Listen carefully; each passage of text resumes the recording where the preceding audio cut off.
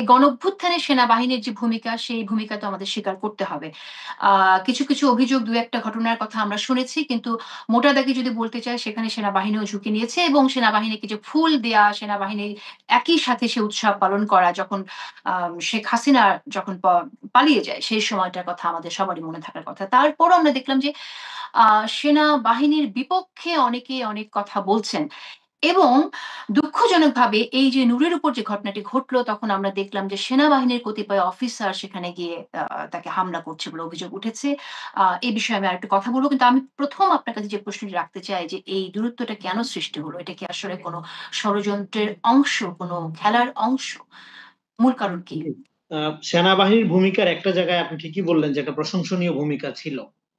সেই প্রশংসনীয় ভূমিকার ব্যাপারটা যদি আপনি গুরুত্ব দিয়ে একটু বিস্তারিত আমরা বুঝতে চেষ্টা করি, দেখা যাবে দেখেন আওয়ামী লীগ কিন্তু বারবার বলতো যে এখানে ৫ থেকে ১০ লাখ লোক মারা যাবে তারা ক্ষমতা হারাইলে। এবং সেই ১০ লাখ লোকের জীবন বাঁচানোর জন্যই তারা একের পর এক আমি তুমি ডামি নির্বাচন, হ্যাঁ, জোর করে ক্ষমতায় থাকা এবং দেশকে একটা ফ্যাসিবাদী জায়গায় নিয়ে যেয়ে হলেও দেশ ধরে রাখতে হবে কারণ ৫ থেকে ১০ লাখ লোক মারা যাবে। এবং সেনাবাহিনী দেখেন ৫ তারিখে যে এই যে বিপুল জনবিক্ষোভ, এই যে পলিটিক্যাল এনক্সাইটি এইটাকে চ্যানেলিং করলো ইট কাঠের উপর দিয়ে। গণভবন এরকম ১০ টা ঘুরায় গেলে কোনো সমস্যা নাই। কিন্তু একটা মানুষের জীবন এর চেয়ে অনেক বেশি মূল্যবান। সেটা যেই মানুষই হোক।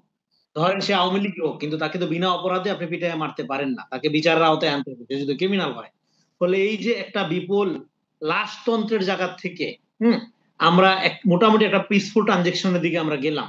শুধু হাসিনার গণহত্যাটা বাদ দিলে আপনি যদি দেখেন সেটা এই যে আপনার অভ্যুত্থানের ছাত্র জনতা এটা কিন্তু পিসফুল ছিল, নিরস্ত্র জনগণ ছিল। এটা পপুলার আপরাইজিং হয়েছে এইজন্য। এটা কিন্তু কোনোভাবে বিপ্লব না।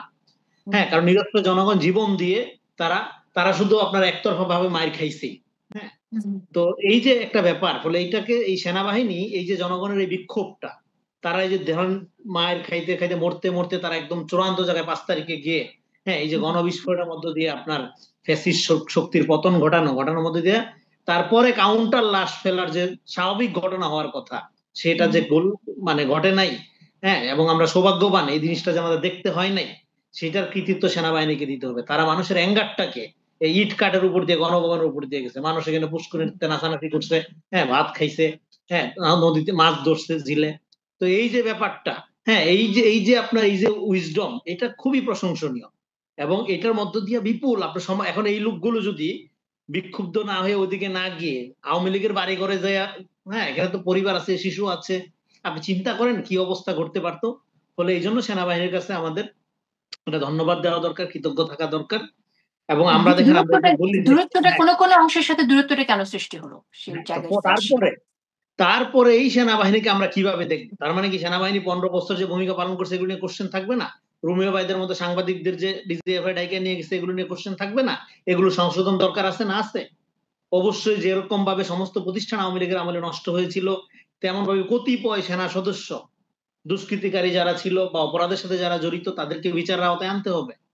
হুম, বিচারের আওতায় কিন্তু এটা মানে না এটা না যে সেনাবাহিনীকে একটা প্রতিষ্ঠান আকারে বিবেচনা না করে একটা ব্যক্তি আকারে দেখা এবং ওই ব্যক্তিকে শরীরে সরাইলেই পুরো সব সমস্যার সমাধান হয়ে যাবে। ব্যাপারটা এরকম না। সেনাবাহিনী একটা প্রতিষ্ঠান আকারে আপনার রাষ্ট্রীয় হুম, সার্বভৌমত্বের সবচেয়ে গুরুত্বপূর্ণ কম্পোনেন্ট। সব এই মুহূর্তে অন্তত।